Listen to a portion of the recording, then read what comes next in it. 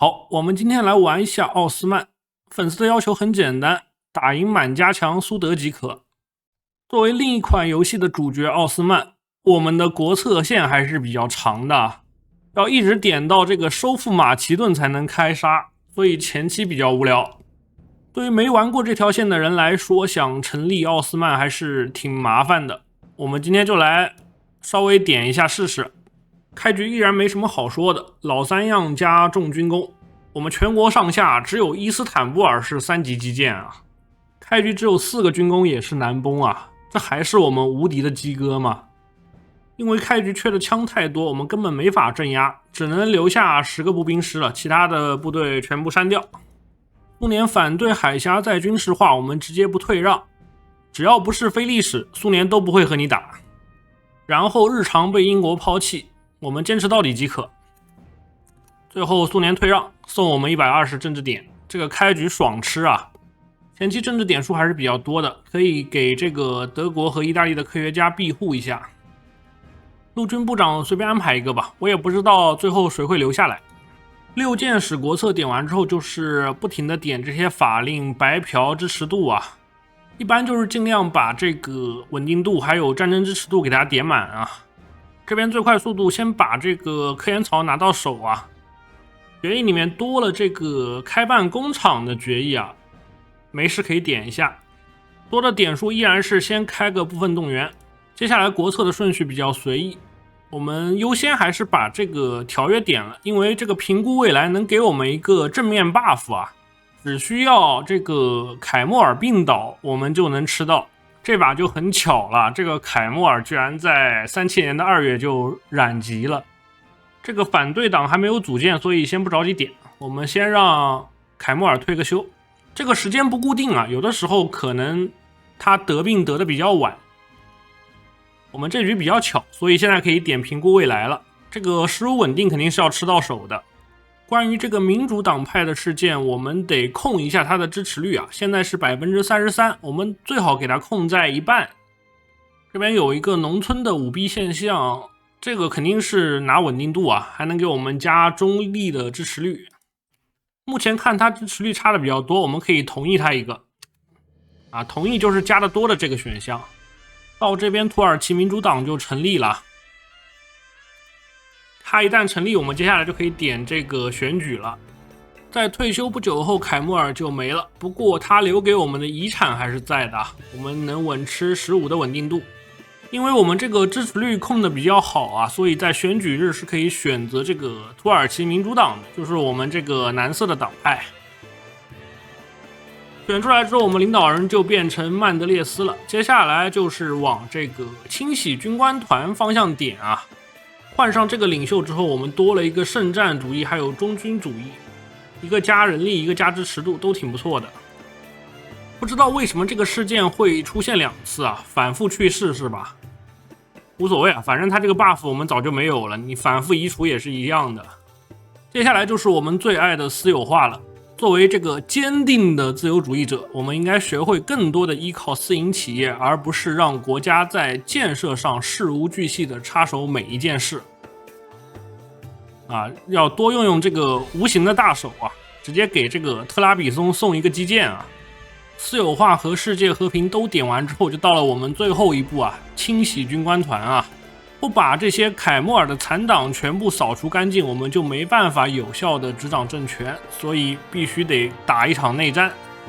在内战开始前依然是经典操作啊，整一个一炮师，把部队变过去，这样能方便我们快速结束内战。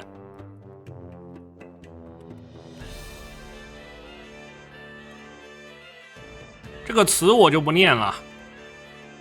点完之后内战爆发，然后再变回来。这边为了快点结束啊，我们可以再整点一营旗。内战开始之后先不着急打，我们先把这个经济法案切成总动员，然后征兵法案改成按要求服兵役啊。开广泛征兵的话，我们后面人力会急缺，所以直接一步到位。内战开始之后没几天，就有这个前奥斯曼将官提议重建苏丹国啊。他们希望恢复苏丹的皇位。如果我们就此与这些奥斯曼前朝遗老遗少们达成协议，那我们无疑将对阿塔图尔克的共和国造成毁灭性的冲击。这个点完，我们现在领导人就变成摄政王了。不着急啊，现在还是临时政府，等我们打完就变奥斯曼了。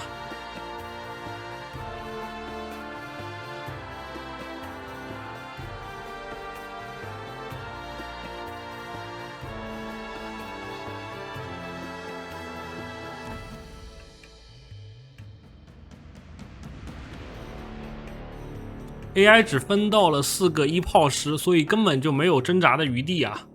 我们这边先点一个扩充军备吧，这2个军工厂拿到手，然后再去点这个收复马其顿。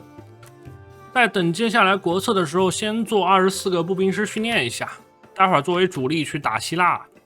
这边先把我们的经典机枪车安排上啊，前期没什么工厂，就先不装炮了。根据目前炮的数量，先整一个30宽的小编制吧，待会儿可以慢慢加。到了39年的3月份，总算点完了苏丹归来啊，接下来就是这个收复马其顿了。变身之后直接给我迁都伊斯坦布尔了。我们今天就来表演一下这个麦吉德2世一身罗马啊。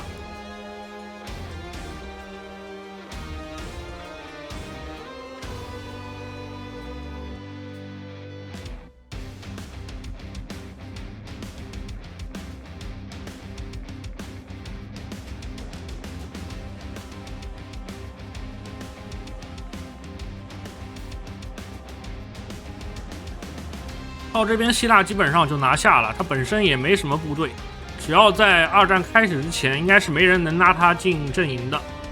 下一个国策是推进奥匈帝国重生啊，这个和我们应该没什么关系。这局学说还是玩这个决战鼬吧，毕竟刚改动的，先吃一下版本福利。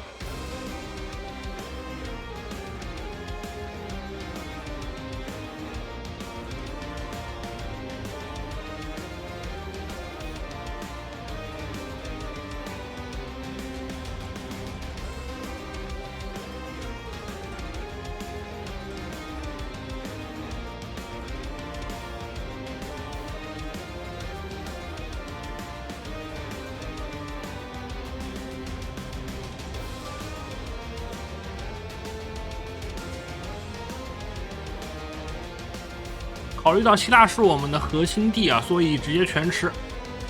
接下来就是通过这个国策给的战争目标打一下南斯拉夫了，顺带能把这个罗马尼亚一块打了。不过罗马尼亚也保读了我们，所以他不会进战，还是单吃一个南斯拉夫。目前有3个间谍，我们可以派到苏联去做一下合作政府了，方便我们后面灭掉苏联。开打前给我们编制升级一下，目前火炮是足够了，坦克才造了一半，应该能勉强混个金盾。我们这已经不是普通的步兵师了，已经算是耶里切里了。简单侦查了一下地形，如果我们走马其顿这边，会被敌军拖死在大山里面，还是选择直接登陆吧，能省不少事。这边就让开来给敌军吃好了，正好能把他的主力部队给勾引出来。依然是卡在国策好的一瞬间宣战啊。我们这个舰队好像还没调过来，我是想连着罗马尼亚一块宣的，但是他被法国给保读了，这个就不太好办了。接着再迫使保加利亚臣服，然后我们扩展一下这个萨德阿巴条约。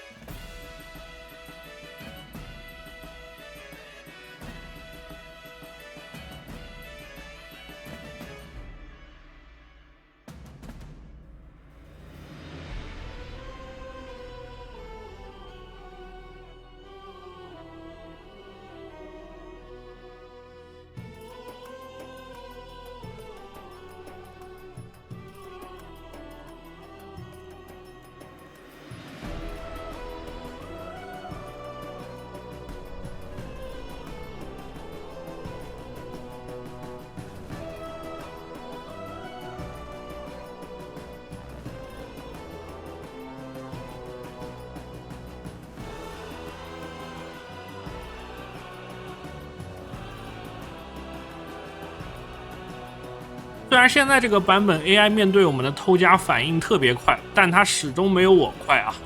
南斯拉夫依然是直接全吃。到这边我们离维也纳又近了一步，可惜目前吃的地都是没有核心的，它这个决议里面要求正好就差那么1-2块吃不着。以我们现在的工业水平打这个满加强的德国还是比较吃力的。先不着急，我们待会儿先把这个罗马尼亚给他打了。这边保加利亚果然臣服了，那我们巴尔干地区基本上解决了。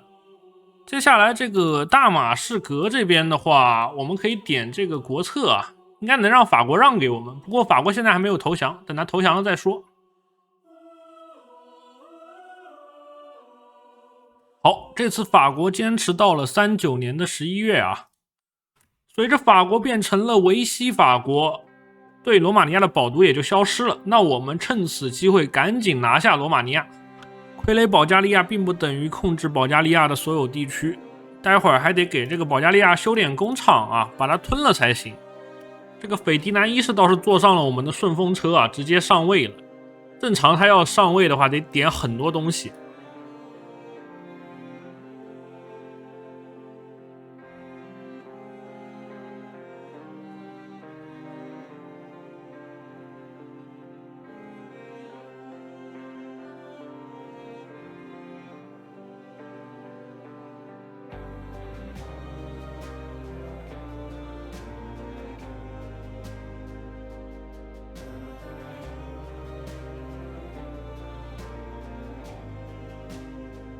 全吃罗马尼亚之后又没事做了，这回算是割到特南西瓦尼亚了。